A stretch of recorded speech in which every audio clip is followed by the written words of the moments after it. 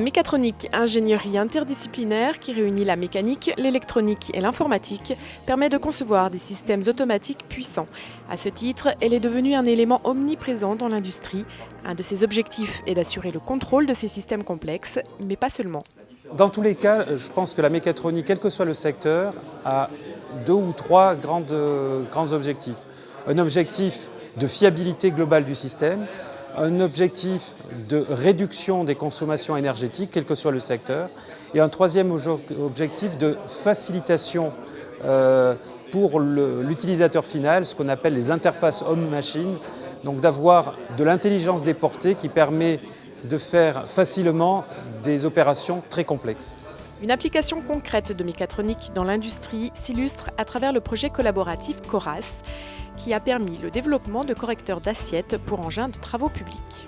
Donc, CORAS, c'est aussi une démarche collaborative qui a permis de rendre accessible un développement mécatronique à 2 PME, en l'occurrence 2 PME au Savoyard, Mecalac et Sensorex. Alors, la mécatronique est intervenue par le fait que le correcteur d'assiettes est une assistance électronique à la conduite d'engins de travaux publics, qui est une fonction mécatronique, puisqu'elle comprend un système de mesure, une commande électronique d'asservissement et de régulation, et puis une chaîne d'actionnement hydraulique qui permet d'effectuer les compensations de l'assiette. En quoi l'industrie, aujourd'hui, ne pourrait-elle plus se passer de mécatronique ? Je pense que l'industrie, les fabricants de composants, les fabricants d'équipements cherchent à développer des avantages concurrentiels.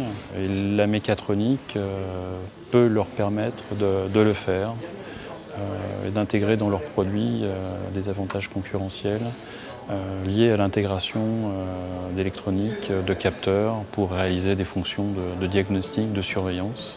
La mécatronique n'est donc pas une technologie inaccessible aux PME, mais son coût élevé en complique beaucoup son développement. C'est là que la démarche collaborative prend tout son sens.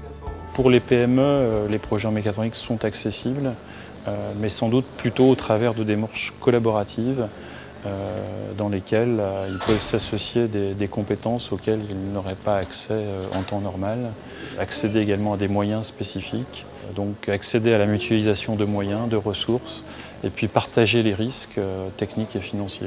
Le laboratoire SIM propose divers projets de développement mécatronique. Parmi eux, dans le secteur de la santé, le simulateur de torse de nourrisson, dont le but est d'aider les kinés dans leur apprentissage. C'est un simulateur physique de torse de nourrisson. Donc il y a déformation de structures mécaniques.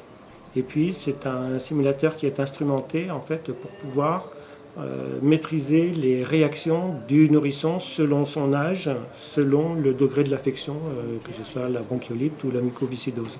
Donc c'est en ce sens-là que le système est instrumenté pour pouvoir s'adapter et représenter différentes caractéristiques biomécaniques, mais également pour pouvoir réagir à des mauvais gestes qui seraient faits par le kiné qui apprend. Mais ça permet également d'enregistrer en fait, les gestes qui sont pratiqués par le kiné et ensuite pouvoir lui dire ce qui est efficace et ce qui pourrait l'être moins. Un projet très concret en passe d'être commercialisé. On est en recherche de partenaires industriels pour donc, finir le développement et ensuite industrialiser le produit. Donc l'objectif, c'est bien de distribuer ces outils d'apprentissage et d'évaluation dans les écoles de kinésithérapie. Les participants de cette conférence ont pu bénéficier de la proximité des laboratoires SIM et LISTIC pour les visiter, ce qui a contribué à leur satisfaction quant à leur matinée passée à Polytech à Annecy. J'ai beaucoup apprécié la présentation ce matin parce que on entend parler de mécatronique, mais on ne sait jamais mettre le contenu, vraiment ce qu'il y a derrière. Et je pense que là, ça donne un bon éclairage de tout ce qui se fait en mécatronique. L'enjeu des entreprises justement dans l'innovation et le partenariat pour faire cette synergie entre les différents groupes électroniques, informatiques, automatiques. Et ça, je trouve, ce serait capital pour l'innovation et la compétitivité à l'heure actuelle. Donc la conférence, j'ai trouvé la conférence effectivement très intéressante. Elle était à la fois suffisamment grand public tout en restant quand même technique. Enfin, il y avait quand même du contenu en fait qui était vraiment intéressant.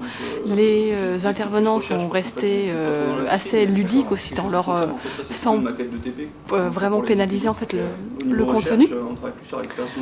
Et puis on a la chance justement d'être dans les locaux de Polytech et donc de pouvoir bénéficier là, des visites des deux laboratoires SIM et Elistic derrière. Donc c'est vraiment une chance, une opportunité, quoi.